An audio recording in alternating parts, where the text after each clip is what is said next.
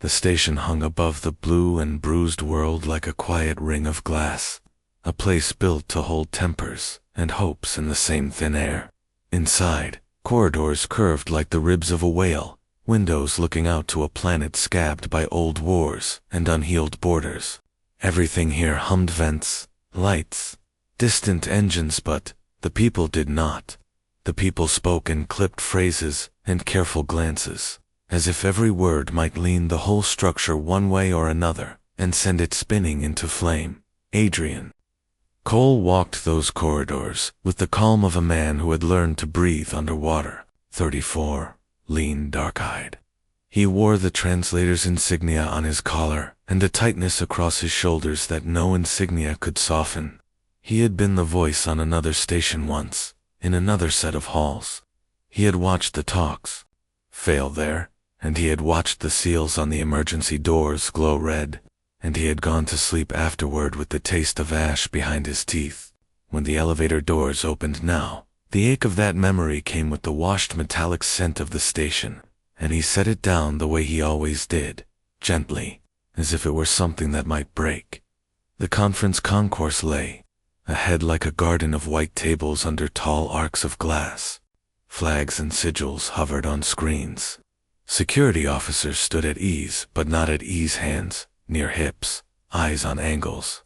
At the far end, attended by aides and a nervous physician, stood Lirae of the Zeyari, the diplomat whose signature might pivot the fate of two skies. She was taller than the human delegates by a full head, draped in fabrics that moved like water, her skin holding a pale luminescence that wasn't a color Adrian could name. The ridges along her temples rose and fell with her breath. The Zeyari called them songbones, and when they spoke, their tones shaped their first, resonant and precise. At her side, half hidden by the fall of a light shawl, stood a small girl whose eyes did not choose anything to look at. Celis, the child's hands clasped and unclasped as if they were learning their own joints. No sound came from her, not a cough, not a coo, not the shapeless syllables that children try on the way to language. For her people, this silence was more than worry. It had become a rumor carried like a crack across ice. The Zeyari believed first voice mattered. A first word, when it came, would tie a name to a child like a star to a ship. Adrian took his place at the central table, set his tablet down, synced the live linguistic matrix to the room feed. The air registered like a chord waiting for the first note. Opposite him, Lirae inclined her head in acknowledgement, a diplomat's minimum. Her eyes were unblinking, and so dark he could see his own reflection break into two within them. He lowered his gaze in courtesy and cleared his throat. "On behalf of the human delegation," he said, and his voice went into the room and out into the recorded future. "I'm honored to interpret today, and to remain faithful to both meaning and intent." The Zeyari prime aide made a narrow gesture of assent, and Lirae answered in her language, a lattice of tones that hung in the chamber like a glass, mobile catching light. Adrian listened, felt the shapes of her words in his chest and jaw, and rendered them into human speech. He was careful. He kept her cadence where he could, because cadence held respect, and respect stitched ribs no one could see. Talk moved like a river in dry season slow, stopping for stones, checking its own depth. Terms were offered, softened, turned. The planet below rotated, a slow thumbprint of cloud through the window. Adrian's stylus recorded marginalia in a tidy hand. He kept one ear on the hall around them, on the temperature of the room. Rumors had already crossed his console that morning. Maintenance crews reassigned without approval. A fuel line inspection delayed and then declared unnecessary. Security badges cloned. He watched a pair of technicians pause by a vent panel on the mezzanine and not open their tool rolls. He watched a junior aide from the human side murmur to a messenger drone and glance away when it launched. He watched and said nothing. The craft of a translator is to notice everything and interfere with nothing until it is time. During a pause for recalibration, the hall thinned. Delegates stood, stretched, conferred in knots. Lirae stepped back from the table, and the girl stayed with her, small and still as a thought. Adrian found himself a few meters away, waiting for the next series of offers to redraw themselves into something livable. It was then he heard it, the smallest thread of sound unfurling into the air between mother and child. Lirae was humming, not a melody he recognized, and not loud. A handful of tones stacked gently atop one another, the way you might set plates in a cupboard without waking someone asleep on the couch. The song bones along her temples trembled. The notes were not words, but they leaned toward words, like a hand hovering over a cheek but not touching. Celis did not look up. Still, her fingers loosened, and her shoulders dipped as if the weight on them had lightened a fraction. The sound surprised him not because it was beautiful, though it was, but because it contradicted her reputation. Lirae, the papers said, was cold to humans, strictly formal, even among her own, a vessel of policy, whose seams never showed, and here she was, shaping the room around her child, with the softest of sounds, secretly, as if she were hiding a candle behind her hands. Adrian pretended to check his tablet. He tilted his head just enough to drink in the music, to trace how it moved. The zeyari scale slid between steps that human ears liked to call wrong and then, when they understood, learned to call inevitable. The humming rose a little, fell again, a tide pulling at the tiny stones of Celis's posture. He could not help it. His mouth shaped the smallest echo, a breath hum in the back of his throat, his own chest bone vibrating once in harmony before he swallowed it down. He was not here to sing. He was here to watch the borders of meaning and draw them as faithfully as possible. Still, when he looked up, Lirae was looking at him, not sharply, curiously, as if a new word had brushed her wrist. The intermission ended. People returned to chairs. The station lights adjusted in nearly unseen gradations. Adrian sat, composed, but the memory of her humming stayed like warmth beneath his palm. He could feel the shape of it, even as he turned to the next clause on reparations, even as he translated a phrase about orbital zones and resource corridors. On his peripheral, the two technicians on the mezzanine finally opened their tool rolls and took out nothing, hands empty, eyes restless. He flagged a private note to security, without a sound. Negotiations resumed their slow conjugation. Voices rose, softened, rose again. At one point, a human delegate used a word that could mean compromise or yield depending on the edge of the syllable. And Adrian smoothed it as "we will meet you," laying a bridge he hoped both sides would trust. Lirae's gaze flicked to him, then to her child, then back to the document, and the faintest line at the corner of her mouth eased. By late cycle, the station windows had turned from blue planet to star dark, the world below only a suggestion rimmed with city glow. The hall's tension had not broken, but it had learned to carry itself a little better. People said good evening, without meaning it, and left in pairs that would strategize for hours. Adrian measured the ache at the base of his skull, breathed around it, and gathered his tablet and notes. As he passed the Zeyari delegation's alcove, he slowed. He did not mean to, but he did. Lirae stood with her aides, her posture a straight line drawn with a careful hand. Celis leaned into the curve of her mother's hip, heavy-eyed. For a breath, the crush of the day fell away, and there was only a child and the one who cared for her. Lirae's eyes found him once more. Not a challenge this time, a recognition. The air between them held the unresolved chord of the afternoon's humming. "Interpreter Cole," she said, the title set perfectly on her tongue. "Ambassador," he replied, matching her balance. He did not thank her for the song, which wasn't his to name. He did not ask about the rumors, which weren't his to chase. He only inclined his head to Celis, letting the quiet say what words could bruise, as he walked on. The station's long spine thrummed beneath his feet, a reminder that everything here was suspended. Steel, treaties, people.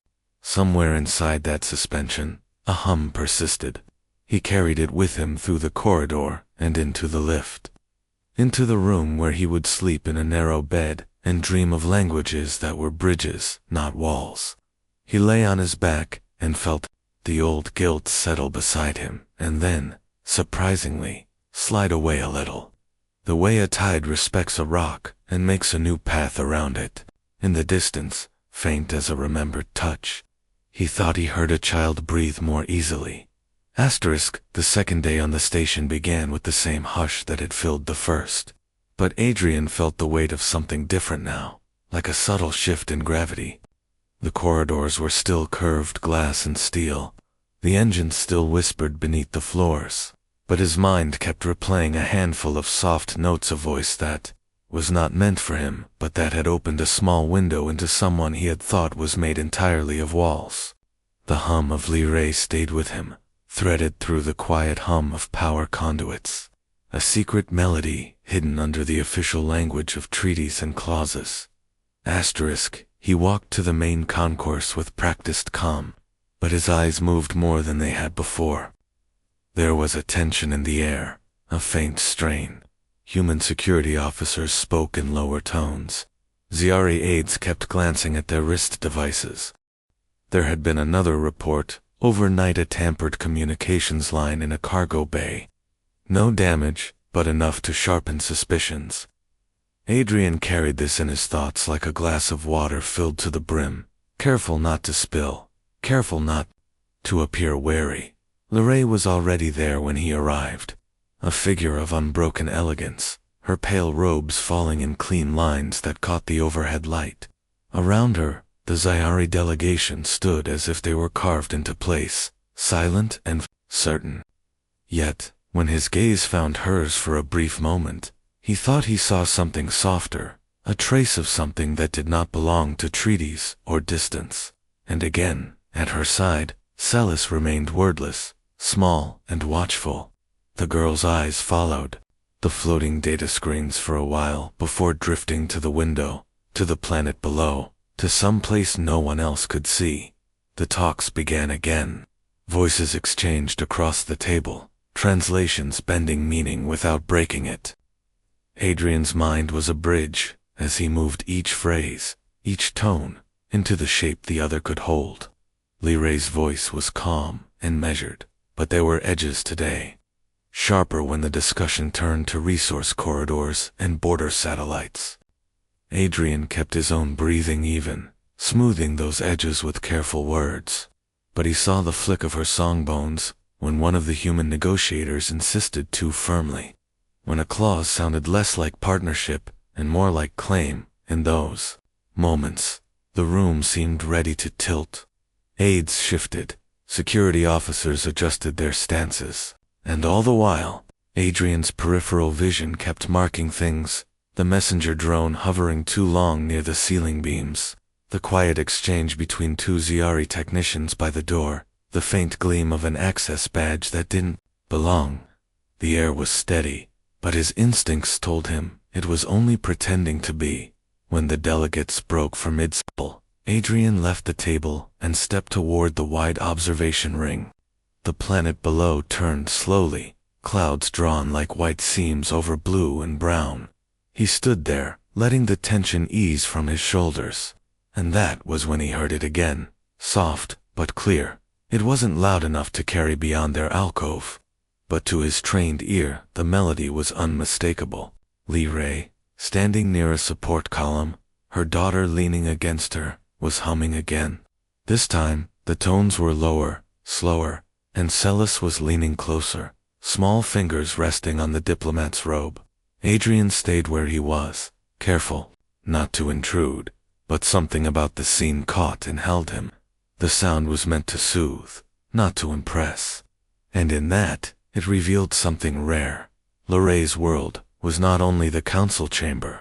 It was also this quiet moments of trying to make her daughter feel safe in a place full of strangers. The melody stopped when she noticed him. Their eyes met, and for a moment the air seemed thinner. There was no hostility there, but there was caution, and maybe a question. He gave a small nod, one professional to another, but in it there was also something more, a silent acknowledgement that he had heard and understood, and that it would remain hers. The next session began, more tense than before. The talks shifted to reparations and territory. Voices sharpened, pauses grew longer, the rhythm became clipped. At one point, a sharp metallic thud sounded from a service corridor behind the walls, followed by quick whispers over comms. Security officers moved without breaking stride, their faces still. Adrian continued to translate, his voice steady, but his pulse quickened. The rumors were growing teeth. Something was building beneath the surface. As the evening cycle came, the tension did not ease. The last exchanges of the day were heavy with implication. Every phrase weighed and reweighed. When it finally ended, the room emptied slowly, as if no one trusted the corridors to be safe. Adrian gathered his notes, stepped aside to let the Zeyari delegation pass, and for the briefest second, Lirae slowed as she walked by.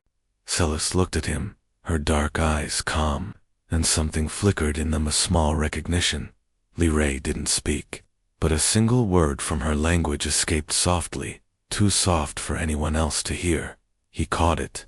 It meant careful, but it also meant trusted. And then she was gone, her aides forming a silent barrier around her. That night, in his quarters, Adrian found sleep harder to keep. The hum of the engines was constant, but over it, his memory replayed a softer sound, something private, almost fragile. The station was built for war and peace alike. But somewhere within it, a mother was singing for a child. And somehow that mattered more than any treaty. The station's third day began with a muted tension, like a held breath. The corridors, once merely curved and efficient, now felt narrower, watched. Security nodes blinked more frequently, and officers moved in pairs where they had once moved alone. Adrian Cole felt it as soon as he stepped out of his quarters. Sense of weight, pressing against the calm he wore like a second suit. Something was shifting beneath the formal language of diplomacy, and his instincts told him it wasn't just politics. He carried his tools, as always, a tablet, a slim translator's pen, a mind practiced in precision. But as he made his way toward the main hall, he replayed the soft notes of yesterday in his head, Lirae humming to her daughter, a sound so gentle it had cut through the coldness of the room, like light through glass. He had no right to think of it, but he did, and it added an unspoken dimension to everything around him. When the doors slid open, the room was already alive with movement. The Zeyari delegation stood near the central table, their posture as calm as ever, but their eyes sharper, less forgiving. Lirae stood among them, tall and still, but there was a tension around her shoulders, a quiet pull in the corners of her mouth. At her side, Celis clutched a slim device shaped like a pearl, silent but observant. Adrian's gaze found them and held for a moment longer than necessary before he turned to his seat. The morning session began with rehearsed courtesy.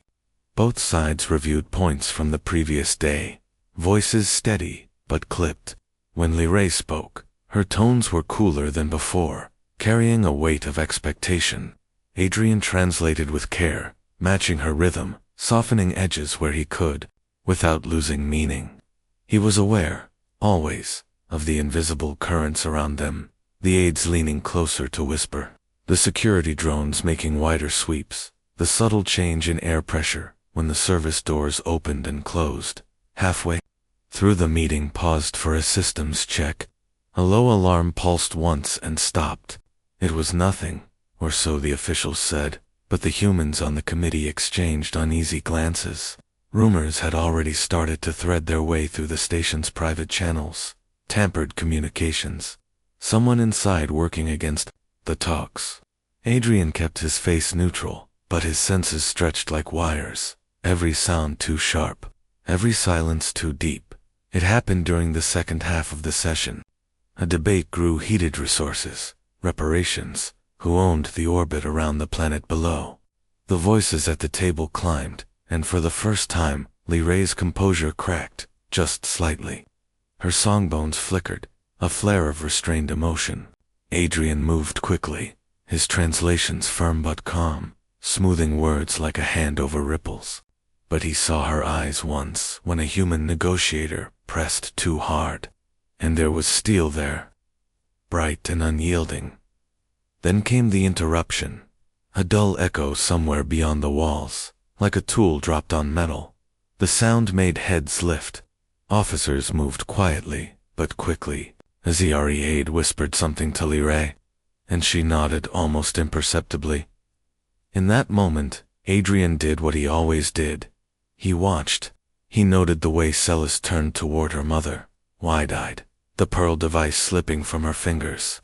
He saw Lirae's hand tighten slightly on the child's shoulder, not in fear, but in reassurance. And then the girl looked at him. Just for a breath, her gaze met his, steady and searching. The meeting was called into recess after that, the tension too sharp to cut with words. Adrian found himself near the rear corridor, tablet in hand, when he heard it, a light, uncertain step behind him. He turned and saw Lirae standing with Celis, away from their delegation for a moment. Her face was composed, but there was something new, there were question unspoken. "She listens to you," Lirae said softly, her voice lower than he had ever heard it, her accent like a careful brushstroke. "When you speak, she notices." Adrian blinked, caught off guard by the rare admission. "Children notice everything," he said gently, "sometimes more than we think." Celis watched them both. Her small fingers moved slightly, restless. Lirae looked down at her, then back at him, and for an instant, Adrian thought he saw hesitation, even vulnerability. In the Diplomat's poise, the corridor lights dimmed once, a routine cycle, but it reminded them they were still under watch. Lirae inclined her head, the moment closing, and returned to her delegation. Adrian stood there a moment longer, wondering why a simple comment felt like the opening of a door. The afternoon passed in fragments, brief sessions, tightened security, whispers about sabotage, but through it all, Adrian felt that same look from earlier. And when the day finally closed, when the hall emptied and the delegates returned to their alcoves, he saw Lirae once more, guiding Celis down the corridor. The girl turned suddenly, looked at him again, and opened her mouth. No sound came, just the smallest breath. Adrian froze, waiting, but she only pressed close to her mother and walked away. Yet the quiet shift was there, undeniable. That night, alone in his quarters, the soundless image stayed with him. A silent child turning toward him, a diplomat lowering her guard for a sentence. Something was changing, and whatever it was drawing them closer to a moment no treaty could contain. The fourth morning on the station arrived with an edge to it. The halls were busier, the shadows longer, even in the bright white lights. A quiet unease seemed to move through every corridor. Adrian felt it the moment he left his quarters, his tablet pressed under one arm, his mind already measuring tones and words. He had learned to live inside tension, but today it seemed closer, breathing just behind his neck. The main chamber buzzed with controlled energy. The zeyari delegation had gathered earlier than usual, their aides forming a still circle around Lirae and Celis. The girl stood close to her mother, her small hands clutching a slim datapad, her eyes watchful. Lirae herself looked at the same, composed, precise, but Adrian noticed a slight stiffness in the way she held her shoulders, as if the calm was a deliberate act. He also noticed the security detail doubled on both sides, humans and zeyari alike. Something was brewing. The session started with heavy words. The disputes about orbital zones were sharper now, the language colder. Adrian moved each phrase across the table, like glass steady, unbroken, but fragile. When Lirae spoke, her tones were clipped, but there were moments when the edge softened, when her gaze flicked toward Celis, as if reminding herself of something gentler. Adrian caught those moments even as his hands typed notes, and his voice carried meaning. But beyond the talks, something else pulled at the edges of the day. A quiet alert flickered across his tablet during a recess. Unauthorized access detected in a maintenance sector near the diplomatic wing. It was the third alert in as many days. Adrian did not mention it, but he kept his eyes open. His training told him what this meant. Someone was playing a game far outside. The table's words. The break between sessions found Adrian near the observation ring, the planet spinning below, streaked with white storms. He was reviewing transcripts when he heard a soft sound behind him. It was familiar now, the low, private tones of Lirae, humming to her daughter. He turned slightly, just enough to see them. Lirae kneeling so her eyes were level with Celis, humming a melody of layered tones, each one shaping the air between them.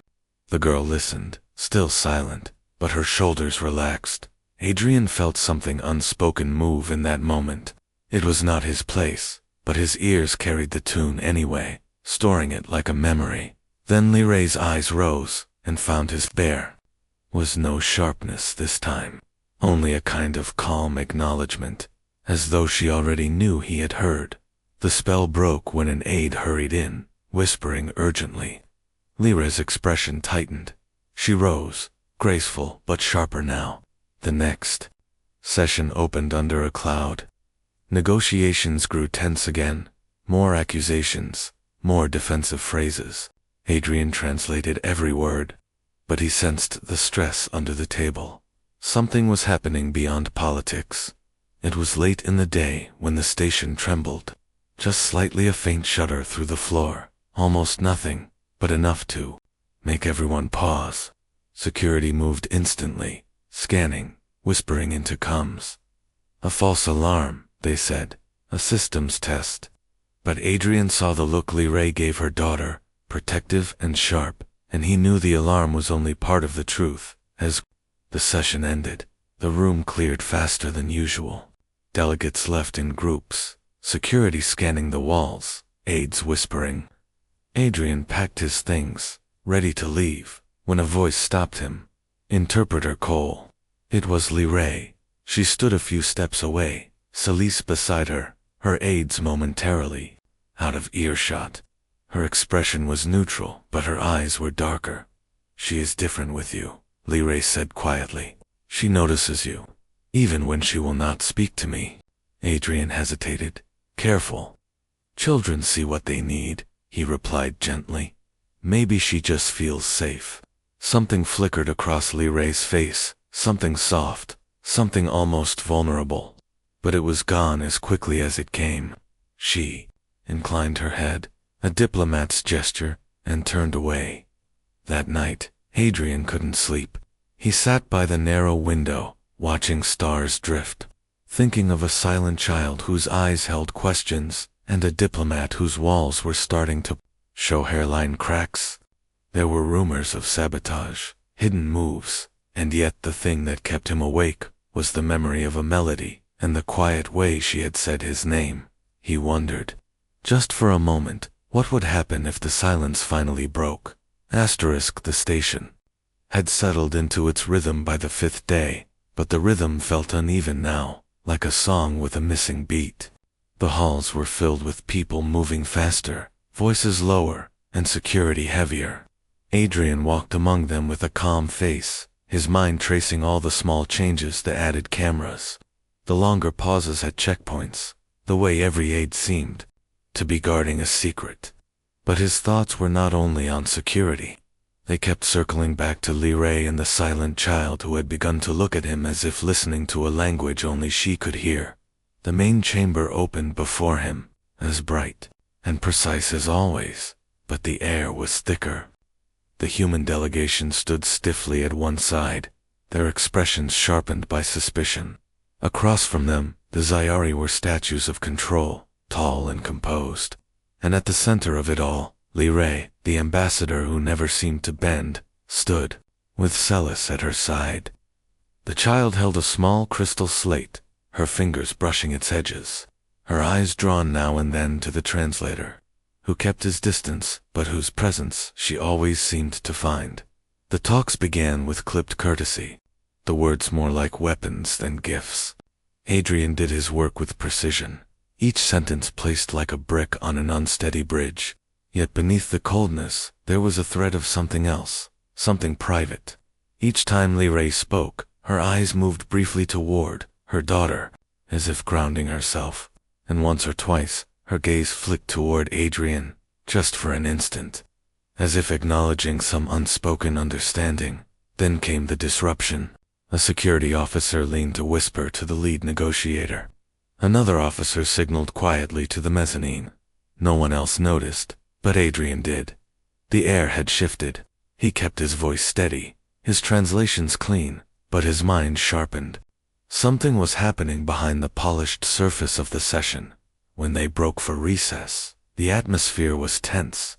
People moved in tight groups. Adrian found himself near the wide window, looking out at the streaks of white cloud across the planet below. He had just begun to review the morning's notes when he sensed someone beside him. Lirae stood a step away, Celis at her side. The diplomat's face was as composed as ever, but there was a tension in her voice when she spoke, quiet enough that only he could hear. "They are watching everything now," she said. Even her. She glanced at her daughter. Adrian kept his tone calm. "They are watching because something is stirring," he said. "But she is safe. You keep her safe." Lirae's eyes lingered on him, measuring something. Then she knelt, bringing herself level with her daughter. Celis clutched the crystal slate but kept looking at Adrian. There was something in her gaze, now a question, perhaps even curiosity. "Would you say something for her?" Lirae asked suddenly, her voice still soft, but carrying a weight. Adrian hesitated, but nodded. He crouched slightly, his voice gentle and warm. "Hello, Celis," he said, not rushing the words, letting them land like soft steps.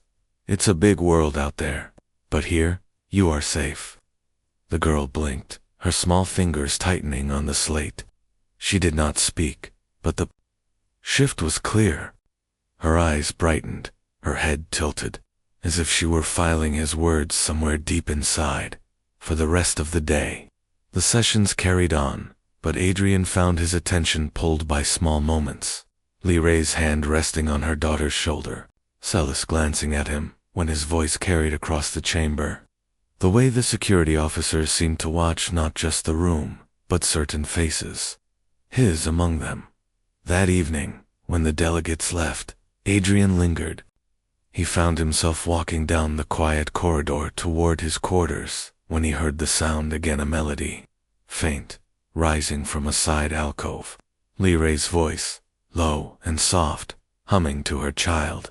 He paused, but did not intrude, and then something small but undeniable happened. The humming stopped.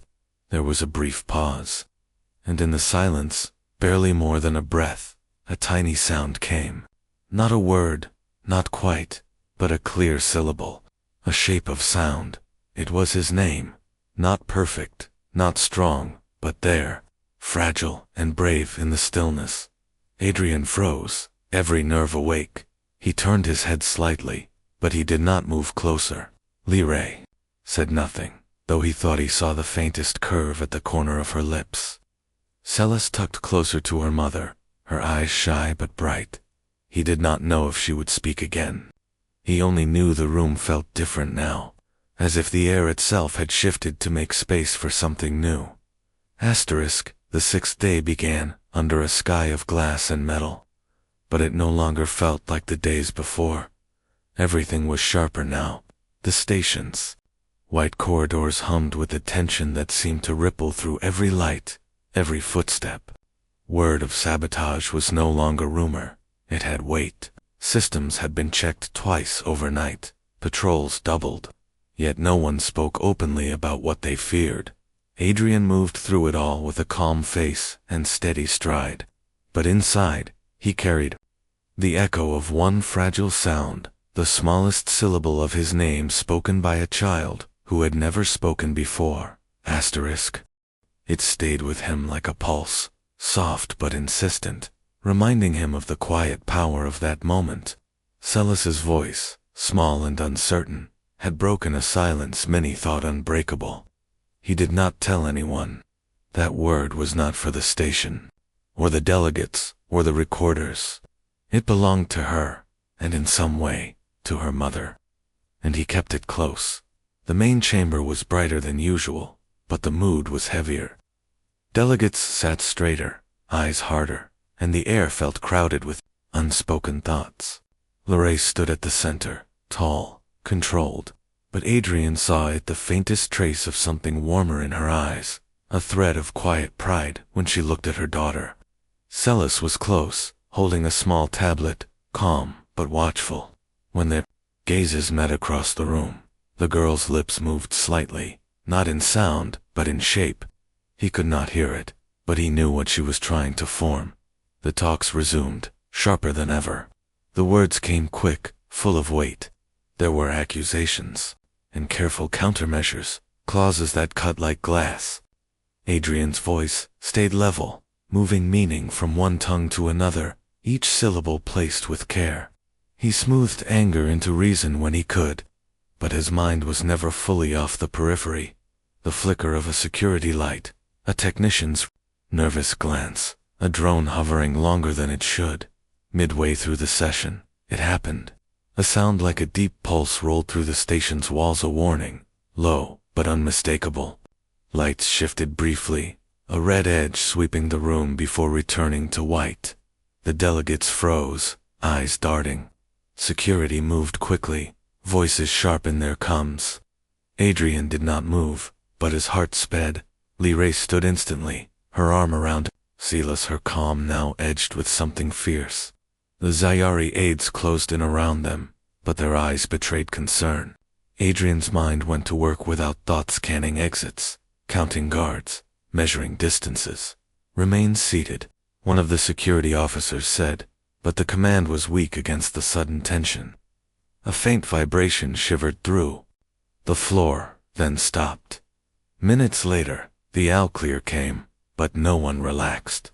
The meeting dissolved early, groups dispersing into private rooms.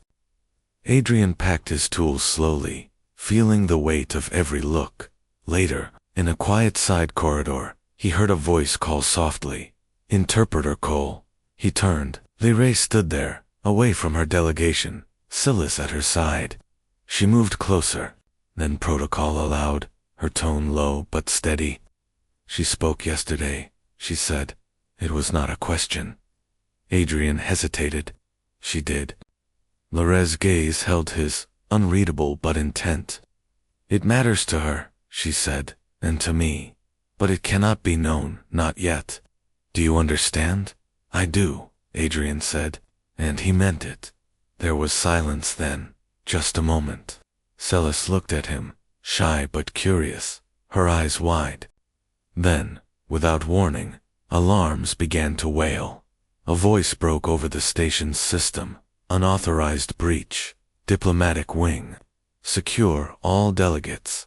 The lights shifted to amber, then red. Security officers ran past them, their boots hitting. The floor like drumbeats. Lirae moved instantly, her arm around Celis, her other hand gripping the edge of her robe where something faintly glinted. Adrian stepped closer without thinking, his instincts louder than protocol. "Come with me," he said. "I have guards," she answered, but her tone carried no protest. "There's no time to trust anyone else," he said quietly. For the first time Lirae looked at him and hesitated. That was enough. They started, moving quickly, down the narrow service hall, Celis between them, small hand clutching Adrian's sleeve. The hum of the station was no longer commit, was alive with warnings and footfalls and clipped commands. Behind them, distant shouts. Ahead of them, corridors branching like a maze.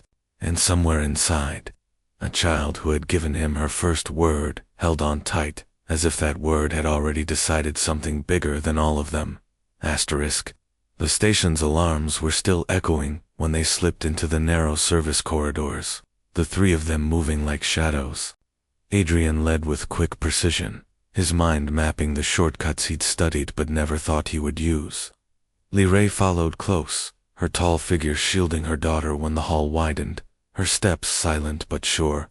Between them, Celis held onto Adrian's sleeve with a grip far stronger than he expected from such a small hand.